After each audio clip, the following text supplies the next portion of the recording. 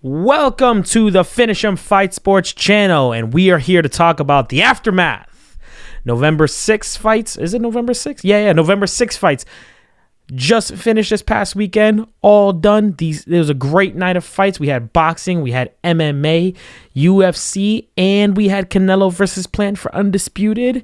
It was a fantastic night. I had a great time. I had a double display, watched both of them back to back. Missed a little bit of the beginning of the Zhang Weili fight due to the Plant fight going all the way to, the Canelo Plant fight going all the way to the 11th, but it was still a great night, and I did get to still catch that banger of a fight.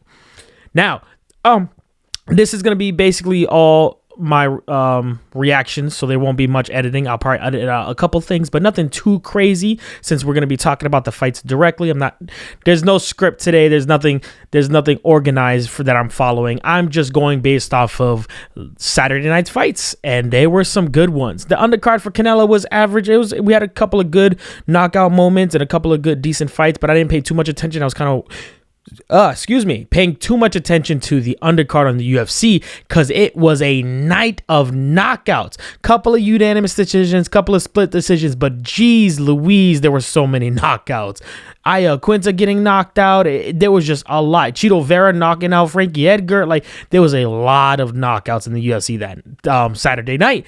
But let's get into the meat and potatoes. Let's just talk about the main thing. So Canelo is officially the first Mexican undisputed champion at 168, and I think the first undisputed champion for the four belt era. Yeah, and Mexican as well. He's broken a couple of historical moments for a Mexican fighter as of right now. I can't remember all of them off the top of my head, but boy, did he put on a clinic. He is the pound for pound king. He let Plant work himself. He studied Plant's technique. He got Plant's timing, and as Plant got tired and wasn't able to take those body shots, he just broke him down over the course of 11 rounds, getting a beautiful. He got him a double knockdown in the 11th round. First knockdown, Plant took an 8 count, and then the second knockdown, the ref called it. The ref looked how dazed Plant was, and the way Plant landed after this almost straight left. It was the way Plant was stationed. He had his body bent down, trying to get out of the way of the punches, trying to keep moving, and Canelo just landed it right in the side of the temple, and it put Plant out.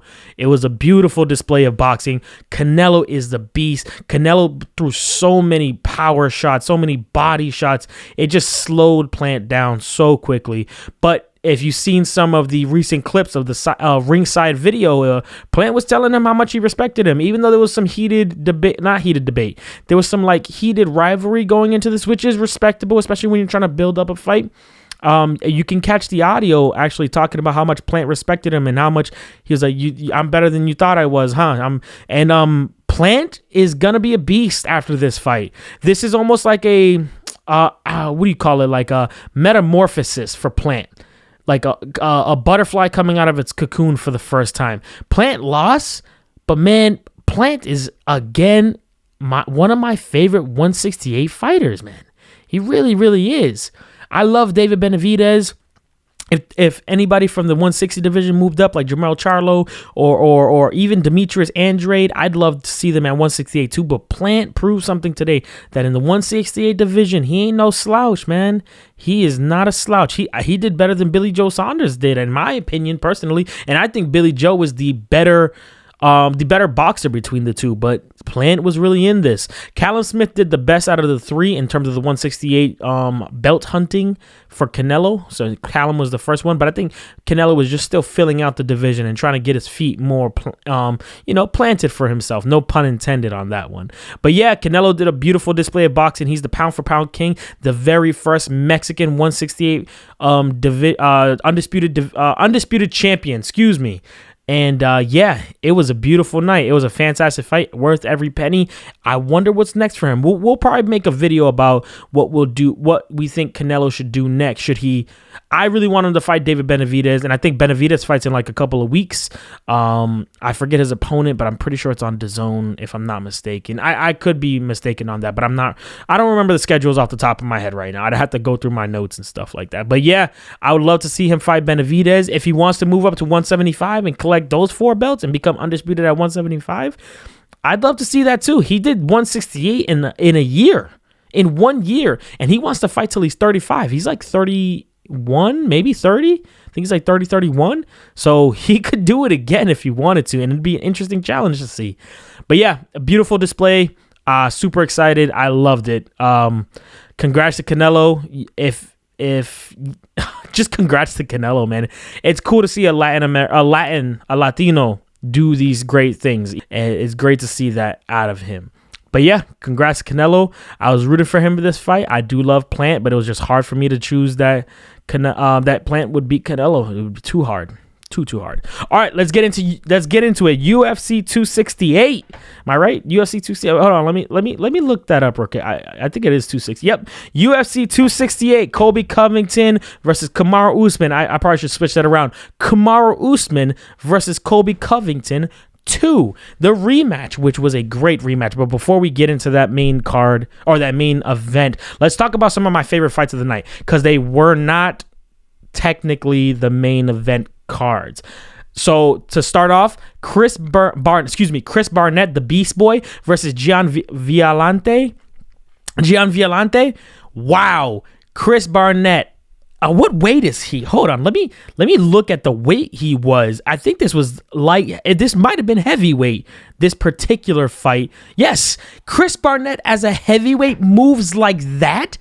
First off, that man is comedy. I love his banter. I love his demeanor. He has a great personality. He is fun to watch. If you could get him and Derek Lewis to fight each other, and then on a press conference pre-fight, I think the banter would be amazing. I think it would be the funniest pre-fight press conference we would have in ages, since the early Conor McGregor days. So I would love to see that. But Chris Barnett beating Gian via a spinning head kick KO in the most fucking egregious fashion. It was amazing to watch. Beautiful. It was so much fun. I can't wait to see him again. It's only his second fight in the UFC, and I already want him to fight Derek Lewis.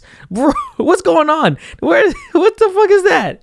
You have Hamza Chimaev, I already want fighting the champion, and Islam Makhachev, I already want him fighting for the belt too. Like, these guys are just coming in quick. Some of these guys are veterans, haven't even gotten a chance. But yeah, it was a great night for Chris Barnett, the Beast Boy. I already followed him on Instagram. I love his banter. He's like again, I would love to see him with Derek Lewis, the Black Beast. The Beast Boy versus the Black Beast. Oh, yeah, absolutely. Give me that fight. I also wanted to point out that if you did catch my Before the War, where I talked about the possible results and the stats of these upcoming fights from Saturday, I told you, look out for Alex Pereira.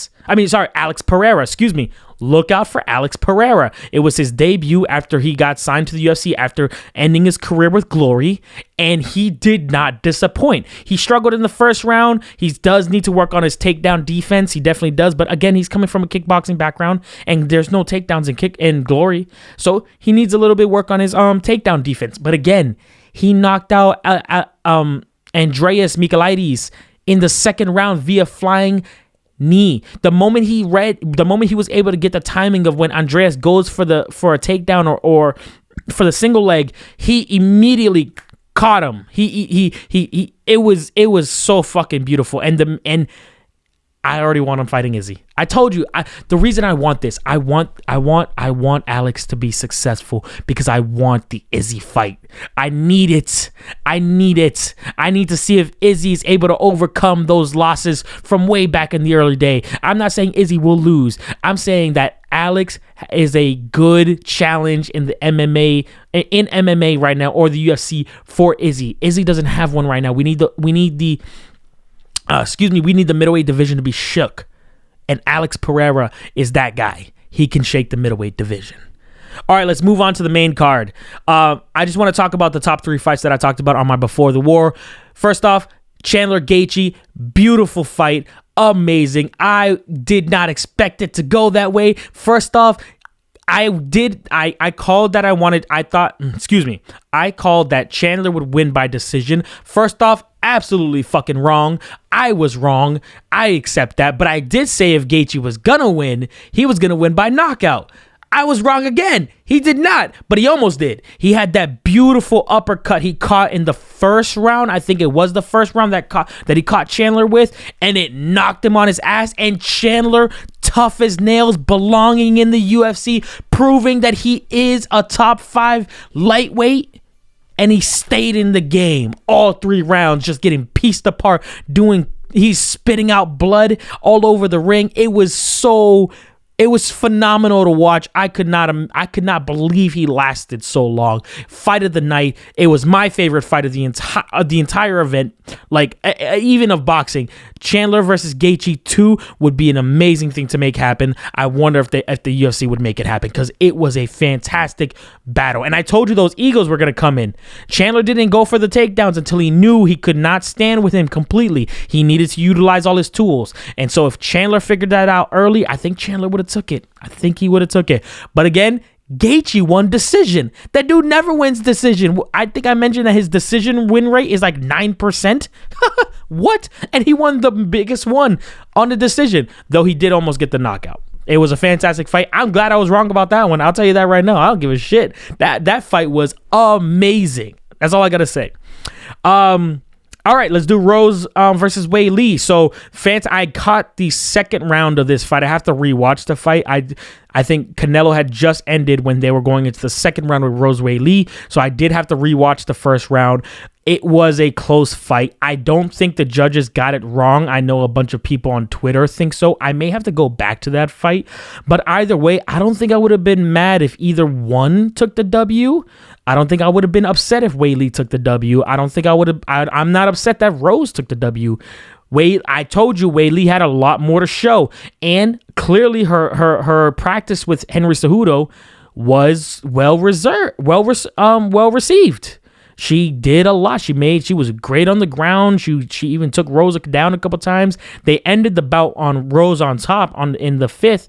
But again, Wei Lee, I told you she had a lot still to show. She got caught the first fight.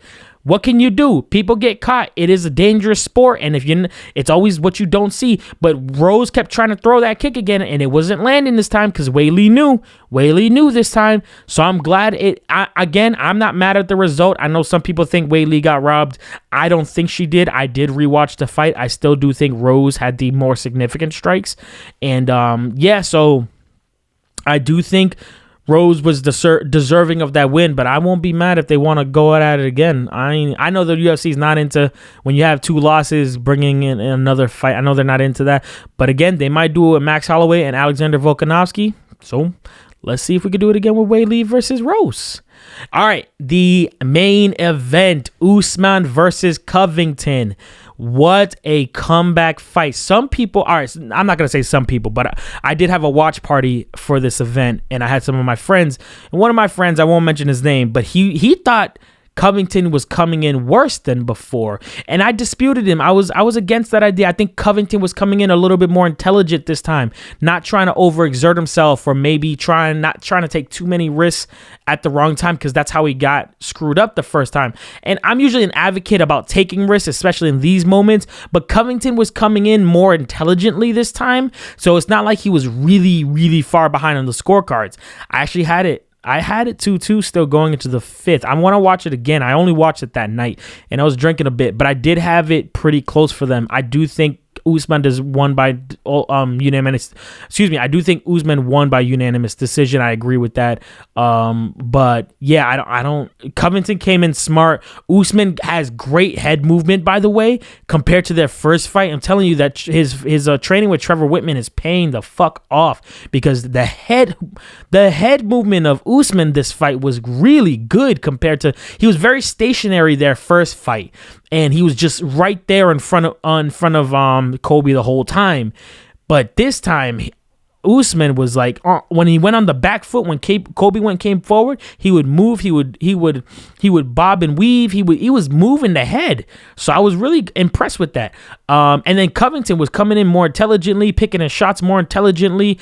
He sucks at kicking. He needs to work on that shit. And he did try to challenge a couple of the takedowns, which I thought would have been the key to victory still. I think if he would have done a little sooner and a little earlier, he would have had a much better success rate. But again, it is what it is. I don't think Kobe did a bad job. Dana White in the post-conference interview and I agree with it. If Usman wasn't there, Colby Covington would be he would be running the welterweight division easy, no problem, none at all. So I loved it. I love this stuff. We'll talk about what's next for a lot of these guys. I'll make individual videos for a lot of them. Usman, I would like to see fight Leon Edwards if Leon can get past Masvidal, just to get that out of the way, just to shut everybody up, because I don't think Leon stands a chance against Usman. I really, really don't. I think Usman is not afraid to take Leon down, and the moment Leon's down, Usman's gonna fucking tear him to shit. Leon has no extensive wrestling background, and a lot of the Europeans don't have a strong wrestling background. So they're great strikers, but they just do not have the extensive ground game that the Americas, the Brazils, and even parts of Asia have. As for Rose, it's hard to talk about that one. I don't know exactly.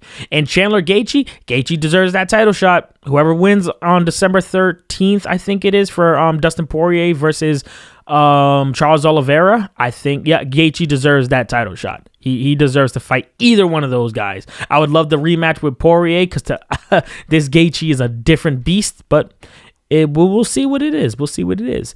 And those are the results. It was a fantastic night of fights, guys. If you missed it, you missed out, man. When we come back, I think this week I'll be doing a before the war for Max Holloway versus Yair Rodriguez. Not anything extensive. I just really love Max Holloway a lot, so I really want to talk about him since he's coming up now, and I have yet to do a video on him. And I think I will be doing a few other things. Actually, I have to go through my schedule and stuff, but yeah, we're gonna be doing a couple of things, getting ready for the next week or next couple of weeks. There's a lot going on. Devin Haney's fighting in a couple of weeks. We have the Dustin Poirier fight also happening in a couple of weeks. Lomachenko is fighting against Richard Comey in a couple of weeks. There's a lot going on, but I'll go through my schedule. We'll start writing scripts up for these videos, and we'll start knocking them out. But thank you guys for watching this aftermath result of November 16th, UFC 268, and Caleb Plant versus Canelo Alvarez for the undisputed 168. I hope you guys, if you guys watched it, if you guys really enjoyed, comment down below what was going on, how you guys watched it, what were going through your minds, what were your predictions and stuff like that. In the meantime, follow us on our Instagram and social media. Well, not Instagram. Follow us on our social media. I'll have it up here. We don't have Instagram. We have TikTok and Twitter. And make sure you like, subscribe, share, follow. Share us with your friends if they're interested in combat sports. This channel is for casuals as well, not just hardcores. I teach you guys how to be casual fans as well. And we'll see you guys on the next one. Adios.